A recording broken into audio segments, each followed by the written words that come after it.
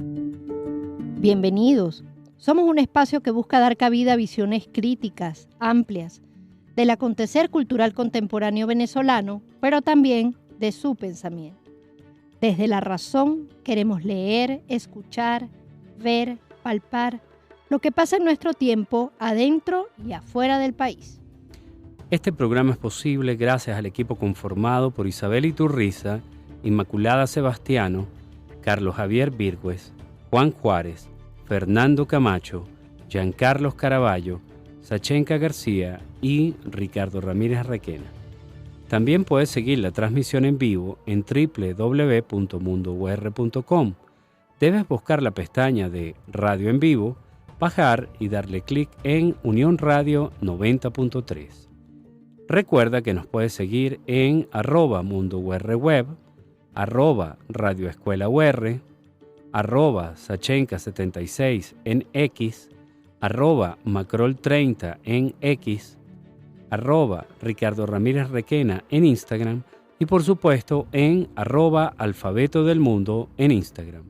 Abrazados por la producción musical de Adrián Van Borkom, estamos listos para comenzar otro episodio de Alfabeto del Mundo, deletrear lo que nos mueve. Hoy hablamos de Mapa Glocal de la literatura venezolana contemporánea. El mapa glocal de la literatura venezolana contemporánea es un acercamiento amplio y crítico a lo que consideramos literatura venezolana. ¿Es solo la publicada en Venezuela, en territorio venezolano? ¿No fueron publicadas en el extranjero obras como Doña Bárbara o la misma obra de Rufino Blanco Fombona? Hay muchos nombres de escritores venezolanos que han vivido en el extranjero y han hecho sus obras afuera.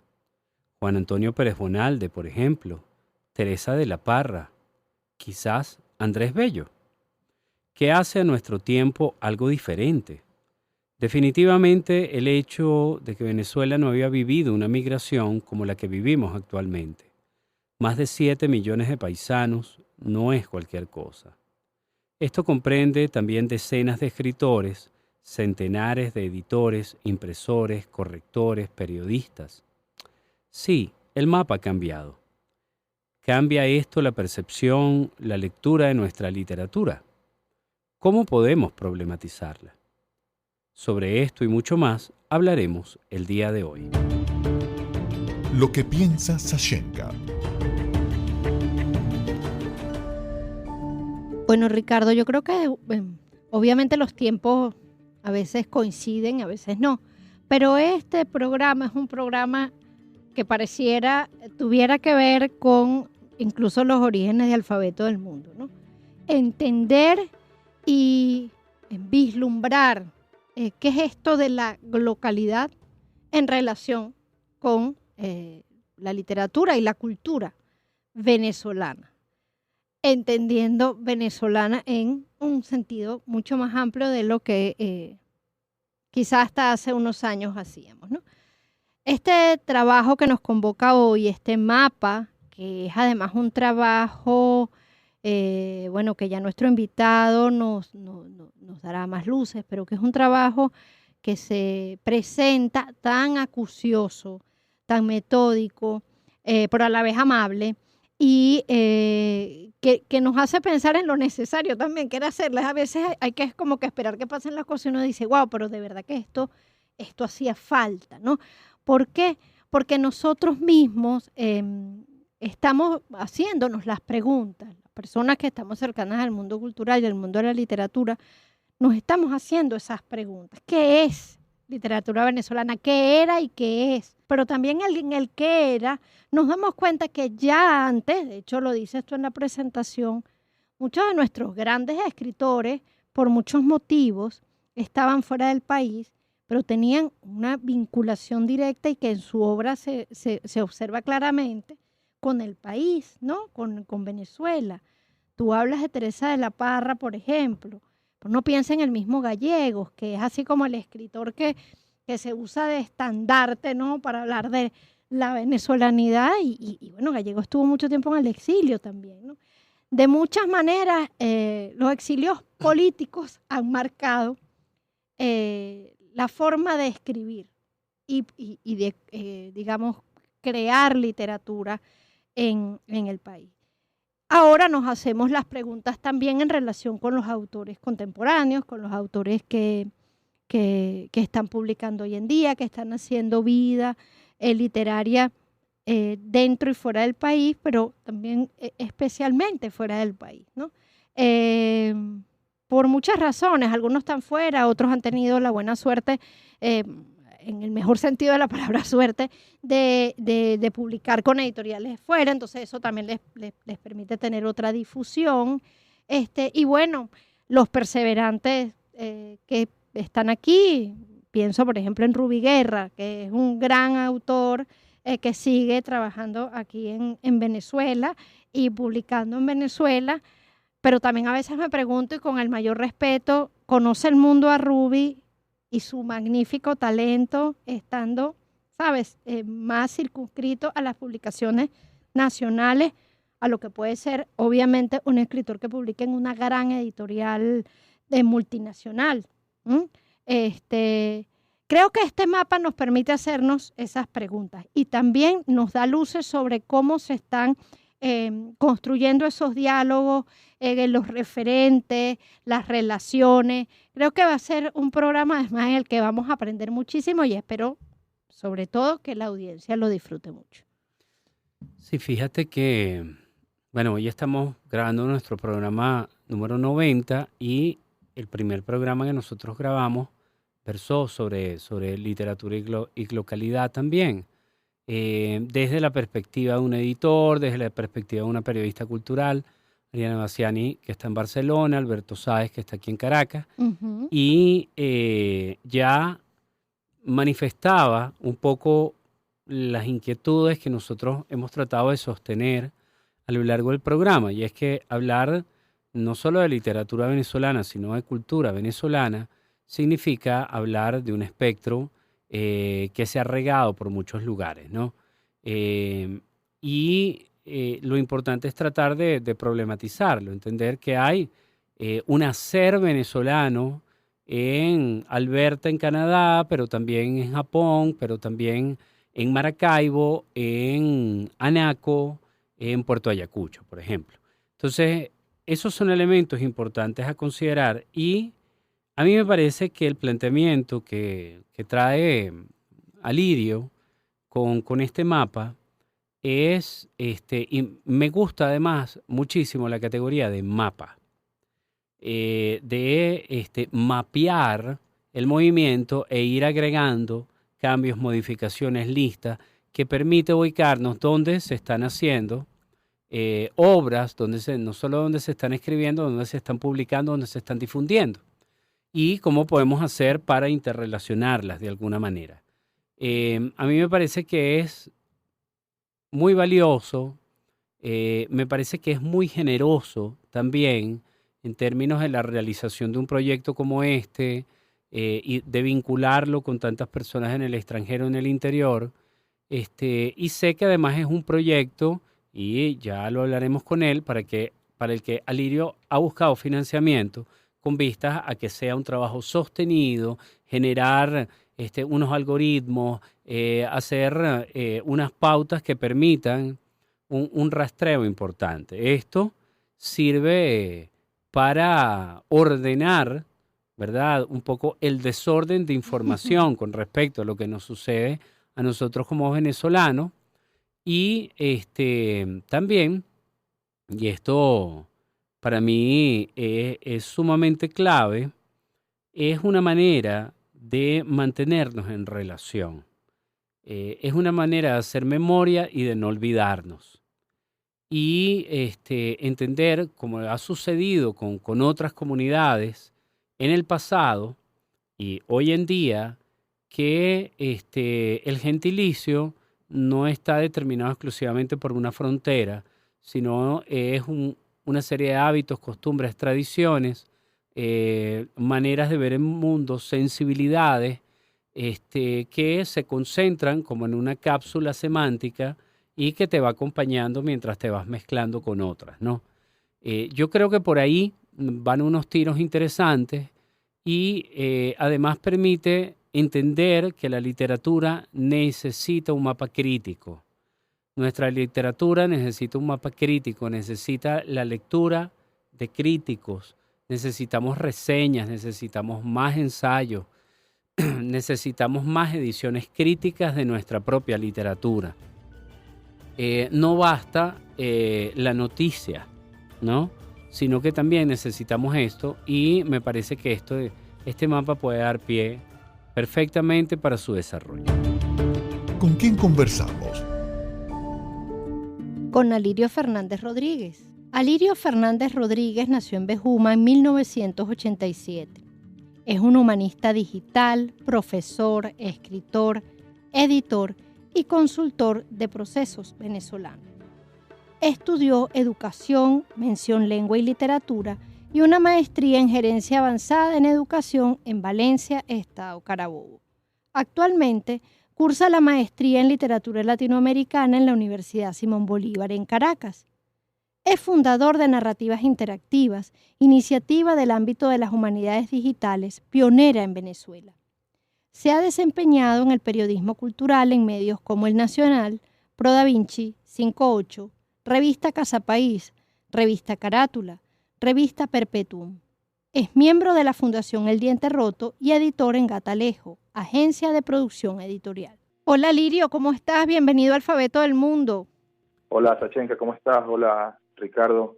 Bienvenido. Gracias por la invitación. Bienvenido, pana. No, gracias a ti por acompañarnos hoy para hablar de este mapa local de la literatura venezolana contemporánea, fíjate. Yo voy a comenzar con una pregunta un poco, podríamos decir, de rigor, ¿no? Un trabajo de este tipo exige método. ¿Cómo comenzaste a organizar esta idea?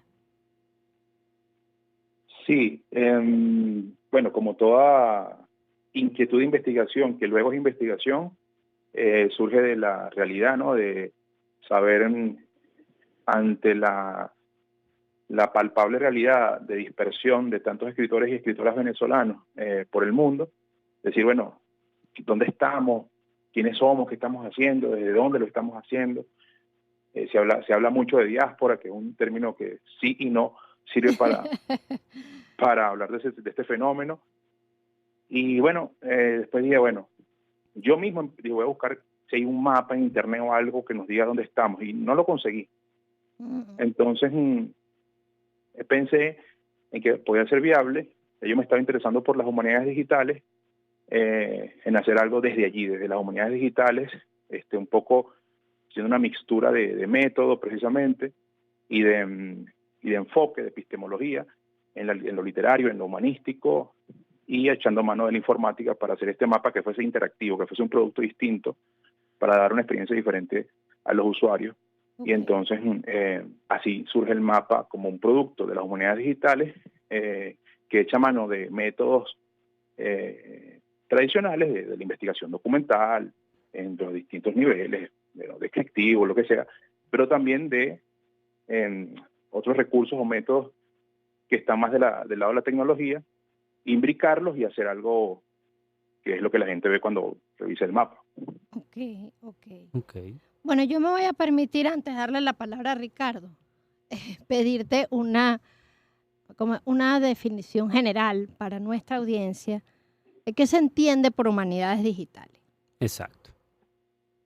Las humanidades digitales son un campo inter y transdisciplinario de reciente formación y todavía en formación.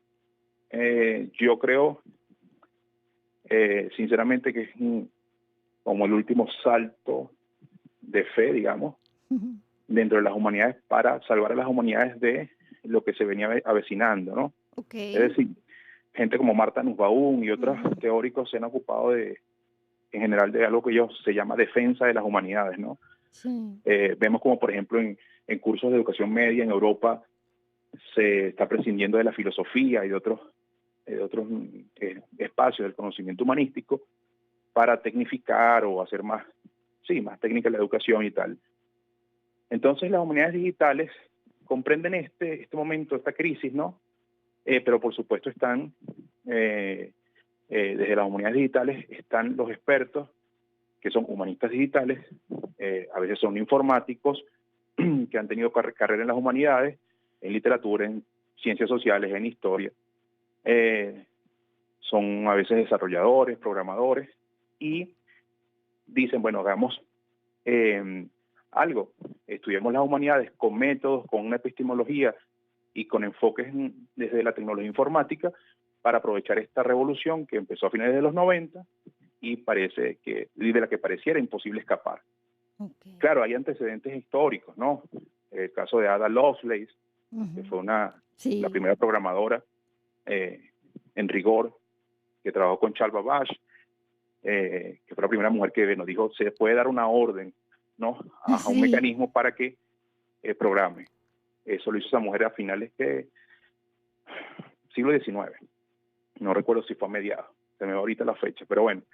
Ada Lovelace, además mujer, hizo un trabajo matemático impresionante, su trabajo está publicado, se llama Notas a un trabajo de Babbage, y también está el caso del padre Busa, que usó la IBM en los 50, en el 40 y pico, para hacer un trabajo informativo con toda la obra de Santo Tomás de Aquino.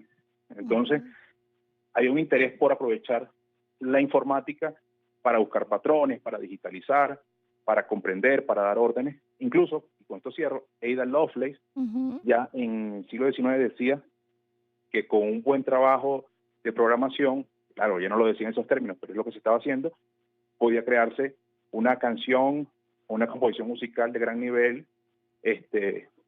y estaba ella ya anunciando la inteligencia artificial de algún modo. Entonces, las humanidades digitales es un campo donde hay muchas disciplinas que están atravesadas sobre todo por el interés de aprovechar la informática desde el método, desde la concepción, desde la epistemología, al servicio de las humanidades.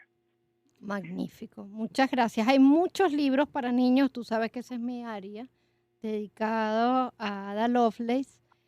Bueno, de un tiempo para acá ha sido, me imagino que montado en esta misma ola de la que tú estás hablando, se le ha dado mucho vuelo a su trabajo y tratando sobre todo también de acercar a los niños y jóvenes a la obra de esta pionera. Querido Alirio, fíjate, yo tengo la inquietud y bueno, para los que quizás no estamos tan versados en temas de sistemas y programación, por ejemplo, es cómo haces para alimentar la información del mapa, ¿no? Y además, para seguirlo alimentando, ¿hay un algoritmo? ¿Es algo más artesanal?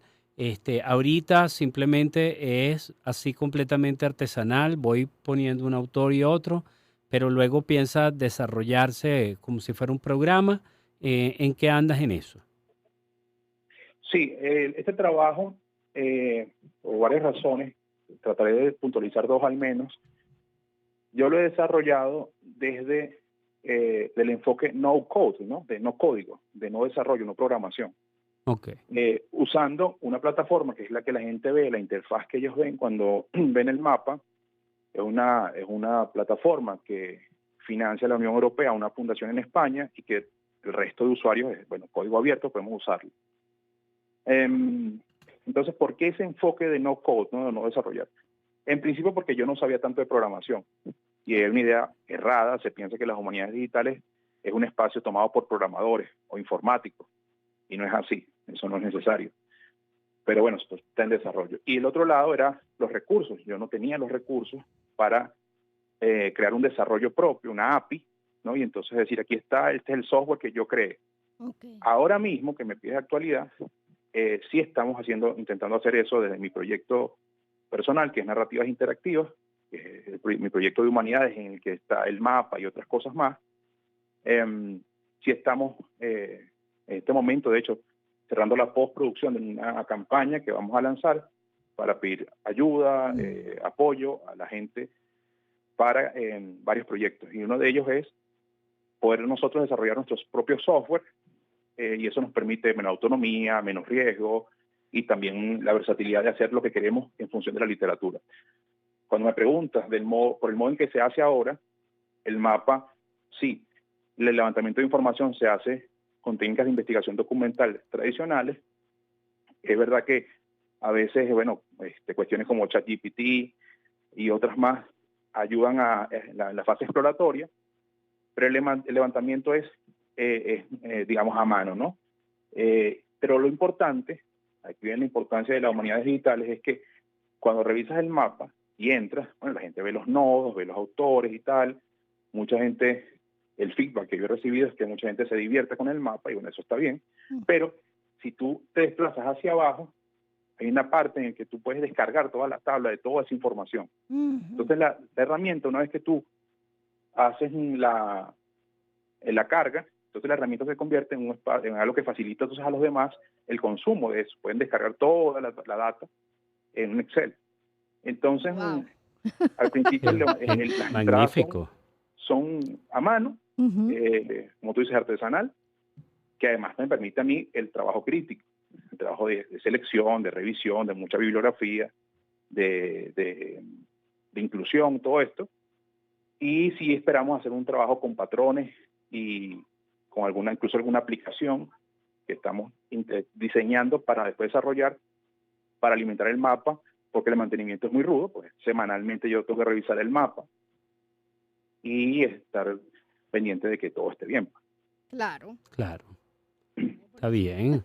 Bueno, me parece muy interesante esto que nos estás contando, porque le permite entender a las personas no solo por dónde va el armado, sino las ventajas a la hora de descargar, manejar la información que se pueda tener con respecto a eso, ¿no?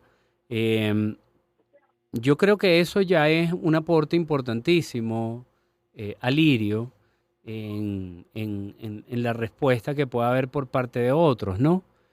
Yo quería preguntarte, y luego podemos continuar en la segunda parte del programa, que me dijeras un poco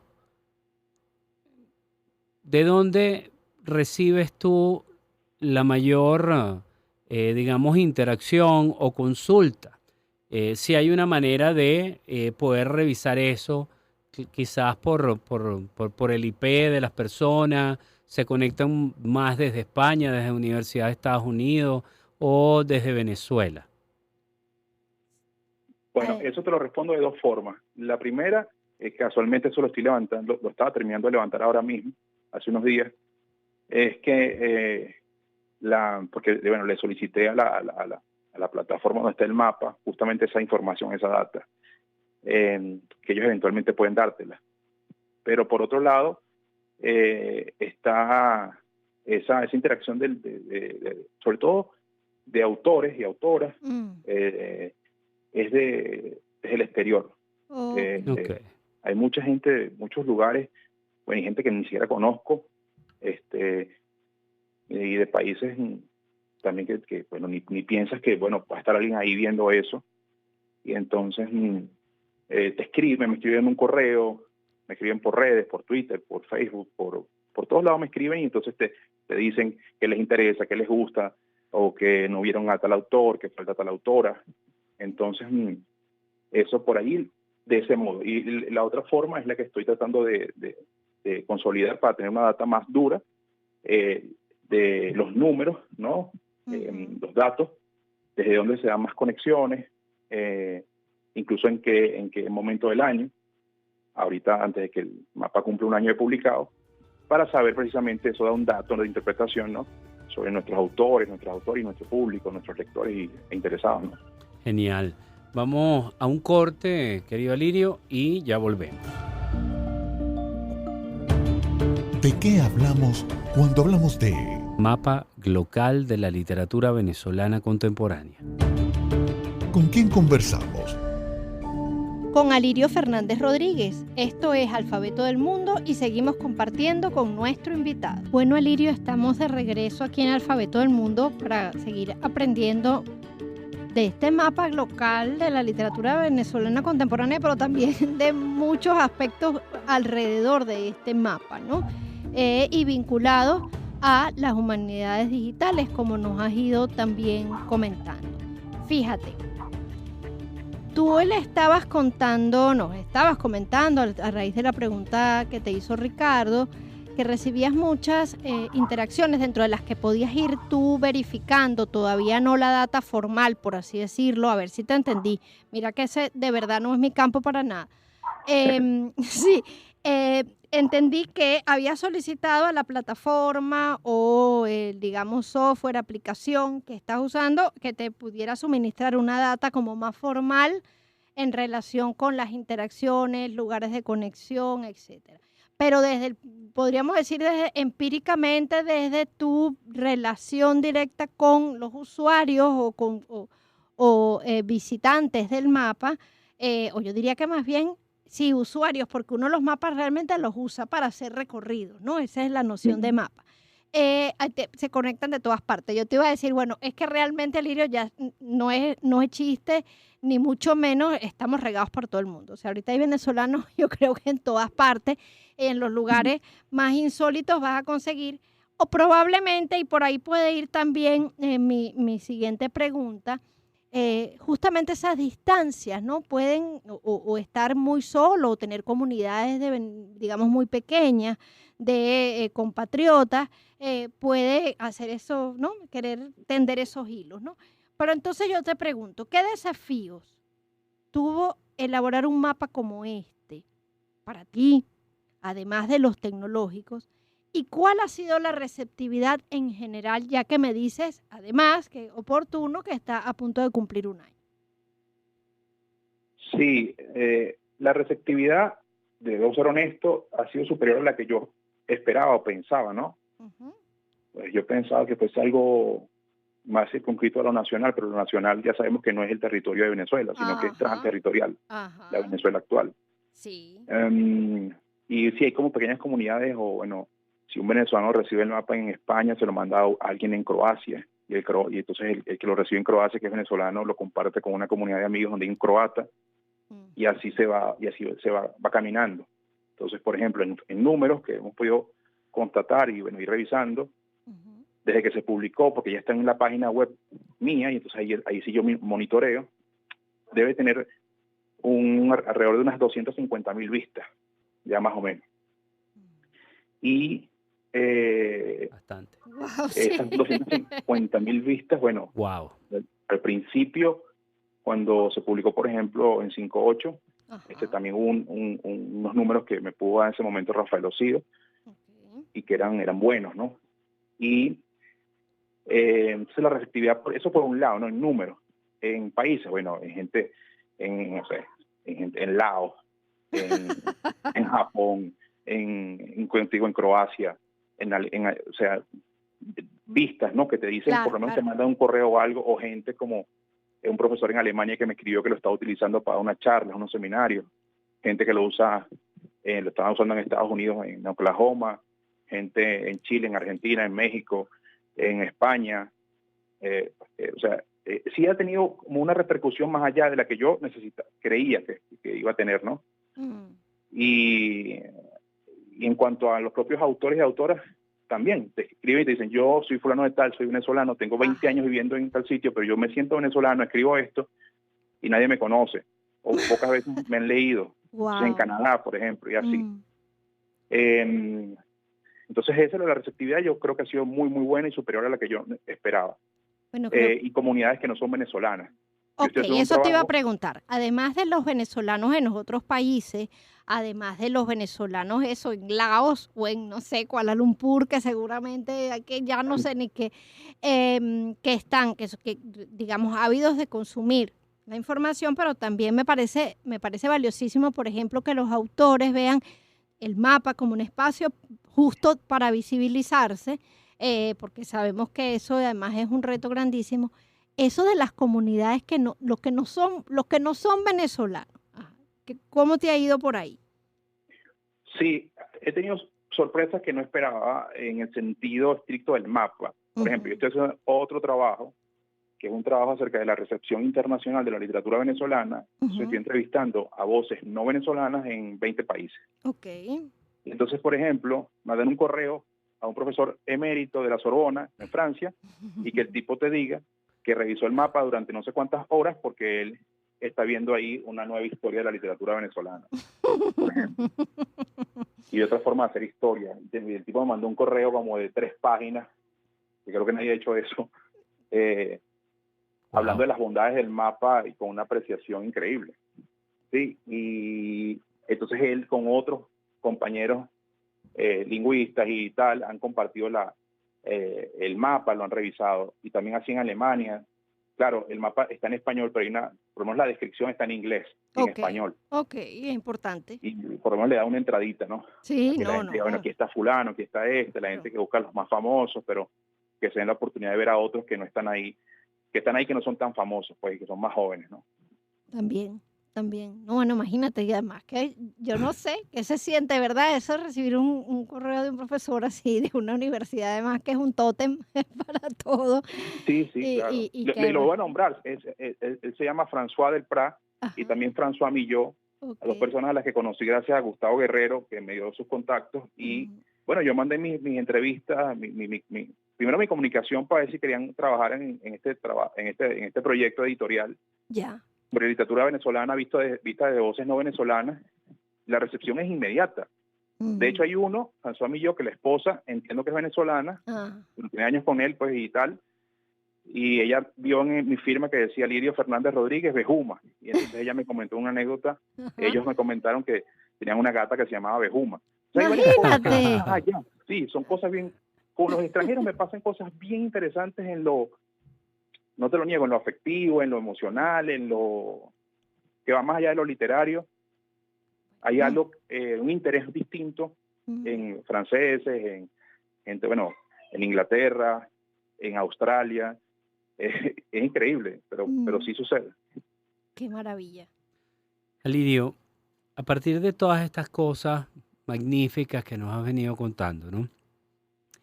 Yo quería preguntarte qué lecturas tienes tú del futuro de la literatura venezolana desde la localidad, desde este hecho de estarse haciendo en tantos lugares, publicándose en diferentes lugares. No siempre sabemos lo que se está publicando de venezolanos en Ecuador, por ejemplo, o en algún otro país, en algún otro lugar. No sé si tienes quizás algún rastreo de venezolanos publicando en otros idiomas, por ejemplo en inglés, que puede ser bastante probable en los próximos años. Y me gustaría que cerraras dándonos, bueno, todos los datos para poderte contactar, ¿no? En especial para quien quiera aportar económicamente en el desarrollo de un proyecto como este, ¿no? Adelante. Bueno, gracias por esa pregunta, dificilísima de responder en cuanto a la percepción. Si pasa por el estudio, ¿no?, crítico, igual es complicado de responder porque el fenómeno actual es en cuanto a circulación y producción, incluso recepción de la literatura venezolana, cambió mucho. Yo lo digo desde 2010 por lo menos, por la migración masiva, inédita en Sudamérica, de venezolanos, pero también por las formas de comunicación que desde finales de los 90 se están dando, ¿no? Okay. Entonces el factor comunicaciones, tecnología y en este caso migración. Son los 3 elementos que condicionan la forma en que se produce la literatura venezolana y la forma en que también circula. Porque hay gente haciendo un libro, alguien que está en Edimburgo, escribe un libro que se publica en Chile y, bueno, se lee como se puede en Chile o aquí. Quizá el hallazgo más importante y no tan feliz es que mucho de lo que se está escribiendo no se lee dentro del país. No llega, cuesta mucho, muy complicado. Es un escenario bien complicado. Pero decir, la caracterización de la literatura venezolana, cuando yo me dediqué a lo de la localidad, ya lo he dicho antes, Ricardo, nace genuinamente en una respuesta que tú me diste a mí en una entrevista. Yo conocía el asunto del concepto de localidad porque ya había trabajado antes con eso y tal, pero no había visto la idea de aplicar la literatura. De hecho, y si estoy pelado me avisan, pero creo que el primer programa de ustedes que yo no había visto es sobre localidad. Sí. No te equivocaste. De hecho, estábamos hablando en la presentación del programa que esto justo ahorita que acabamos de celebrar 2º aniversario, nuestro primer programa fue literatura y localidad con Alberto Sáez y Alberto Ariana Sáez. Bassiani, Bassiani. sí. Eso, yo no lo había visto ese programa, y está muy bueno, porque hay un tratamiento ahí más empírico, evidentemente. Sí. En mi caso sí ha sido un poco más por en lo académico, en la investigación. Yo he estudiado tanto a Robertson, en este caso también a Víctor Rudómetov, que es quizá el teórico más importante en el mundo sobre localidad,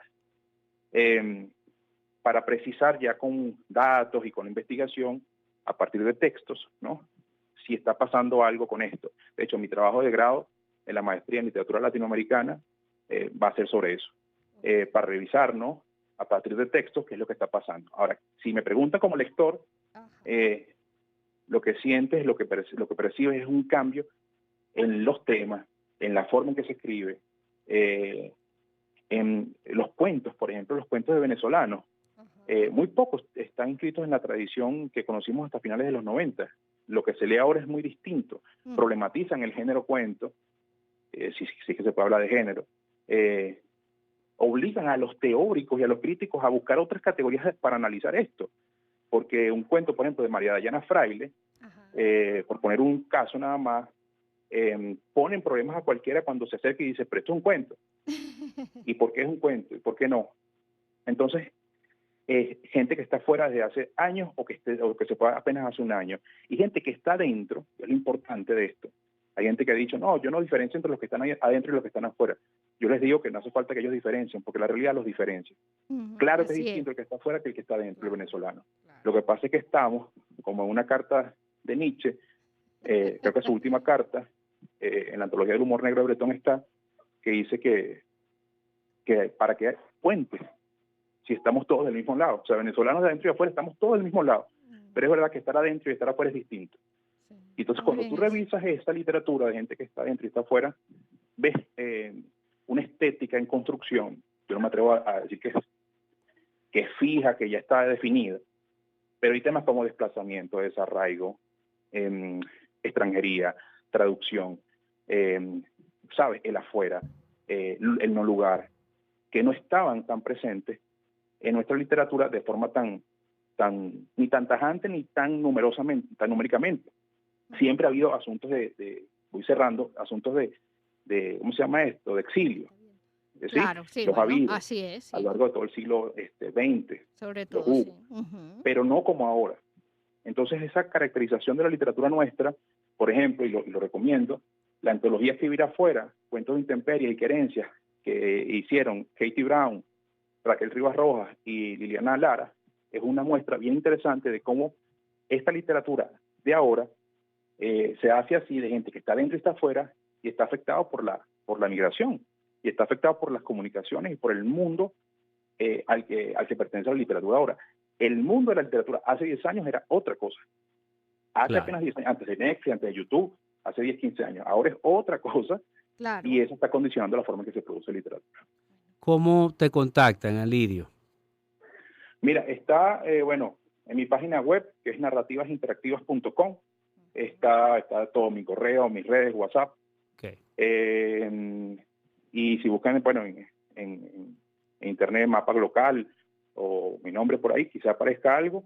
Y bueno, sobre todo estoy siempre atento a las críticas, y que es la parte que me permite revisar puntos ciegos y avanzar. Esas las agradezco con especial cariño. Bueno, Alirio, ha sido un programa riquísimo. Y muchísimas gracias, primero que nada, por el trabajo que estás haciendo, que es un aporte realmente significativo y de gran valor para la cultura venezolana.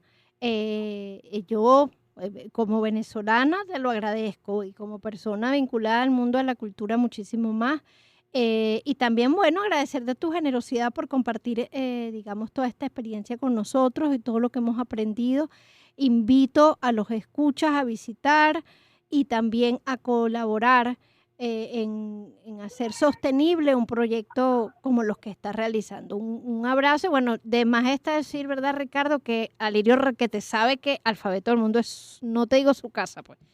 Usted viene cuando quiera. Así es. No, gracias a ti, Sachenka, a Ricardo. Bueno, que celebrar además Alfabeto del Mundo en su recién cumplido segundo año, sí. Que es un espacio, sabes que hay una cosa que se llama en el mar, esta zona que es la zona afótica, ¿no? La zona que está por debajo de los 200 metros del nivel del mar, que es donde no hay luz, ¿no? Que es toda oscuridad. Y entonces, en esa total oscuridad hay seres autoluminiscentes que producen ciertos espacios y se mantienen. Y yo creo que eso es lo que hace el alfabeto del mundo, sin tantos recursos, probablemente, con mucho esfuerzo, en un lugar de bastante oscuridad, intentando conseguir salidas. Y bueno, yo me siento más bien honrado. Gracias, Alirio. Gracias, Alirio. 1.000.000. Un abrazo, cuídate mucho. Nos vemos pronto. Chao, abrazo, gracias. Abrazo. Hasta aquí nos trajo el río. Bueno, una de las cosas que más me gustó de conversar con Alirio hoy es que estamos hablando de un investigador y de alguien con una investigación en proceso que ya desde hace un año está ofreciendo resultados. Y eso, poner este mapa interactivo en la mesa significa la posibilidad de irlo alimentando, de ir trabajando su material de estudio, de ir enriqueciendo su investigación.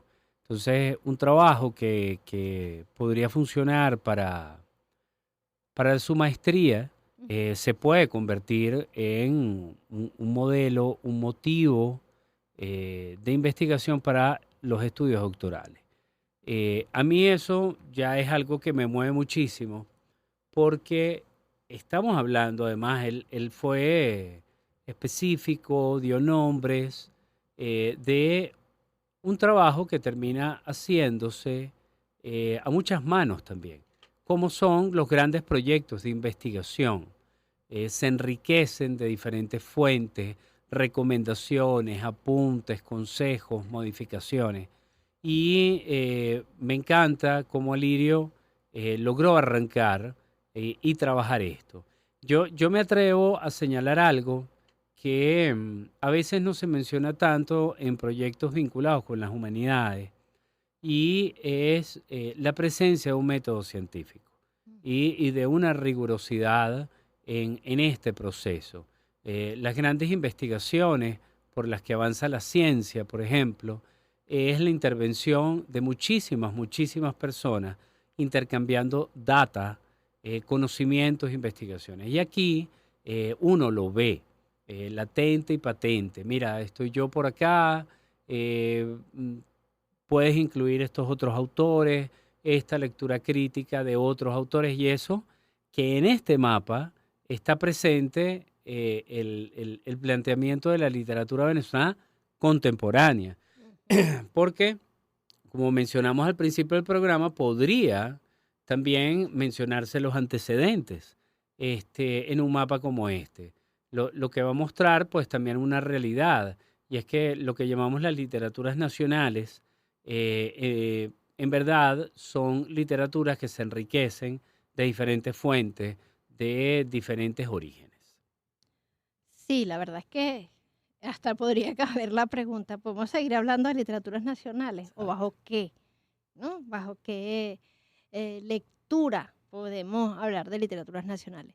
A mí me pareció interesante de muchas maneras lo que nos habló Alirio. Primero, reconozco además mi enorme desconocimiento del mundo de las humanidades digitales o de cómo es el proceso digital de las humanidades. Pero me parece también importantísimo conocerlo porque es cierto que en momentos... Yo nunca he sido de las que piensa que las humanidades van a desaparecer, ni mucho menos. Más bien es como el libro de papel. Yo soy en ese sentido, todavía creo que son espacios que conviven. Sin embargo, es cierto que la relación con las humanidades ha entrado en crisis en sociedades tan tecnificadas o tan dadas los resultados, a lo rápido. También no se ha visto influida por la falta de concentración que tenemos ahora, sabes que cada vez hay capacidades de atención más cortas. Hay miles de factores que efectivamente inciden en la relación que tenemos con las humanidades y que se está haciendo todo un trabajo, digamos, con rigor científico, como bien hablabas, con un método claro, pero también con una sensibilidad especial hacia la literatura, las artes, la cultura. Creo que es un legado importante que se está construyendo, y más en un país como el nuestro, que parece, como siempre se dice, un país archipiélago, y en realidad este tipo de mapas pueden ayudarnos a, no sé, vincular las islas a lo mejor. La etiqueta Nuestra Literatura. Bueno, Ricardo, yo voy a recomendar a nuestros escuchas Diorama de Ana Teresa Torres, que es publicada por Monroy Editor. Bueno, leer a Ana Teresa Torres, toda su obra es valiosísimo, es necesario, enriquece el espíritu y fundamentalmente invita a la reflexión profunda. Creo que Diorama es uno de esos libros a los que hay que llegar para no extraviarnos tanto en distracciones un poco, yo diría que en su afán de ser livianas pueden ser un poco perversas. A mí me mueve recomendar A Love Supreme de William Shakespeare de Adalbert Salas Hernández. Lo publicó con Letra Muerta en su momento. Este es un trabajo muy interesante porque Adalbert juega con su faceta de traductor a la hora de trabajar lo que podríamos llamar la tradición anglosajona de las versiones, de los versions. Y se permite una libertad formal a partir de Shakespeare para construir esta obra, este poemario. Recomendadísimo. En el próximo encuentro. La Caperucita Criolla. Y tendremos como invitada a Andreina Melo. Este programa es posible gracias al equipo conformado por Isabel Iturriza, Inmaculada Sebastiano, Carlos Javier Virgües, Juan Juárez, Fernando Camacho, Giancarlos Caraballo, Ricardo Ramírez Requena y Sachenka García. Todos los programas están disponibles en el canal de YouTube de Unión Radio Cultural el lunes siguiente a su transmisión radial. Recuerda que nos puedes seguir en @mundourweb, @radioescuelaur, @sachenka76 en X, @macrol30 en X, @Ricardo Ramírez Requena en Instagram y la cuenta del programa @Alfabeto del Mundo en Instagram. Somos Unión Radio Cultural y la Radio Escuela de Unión Radio.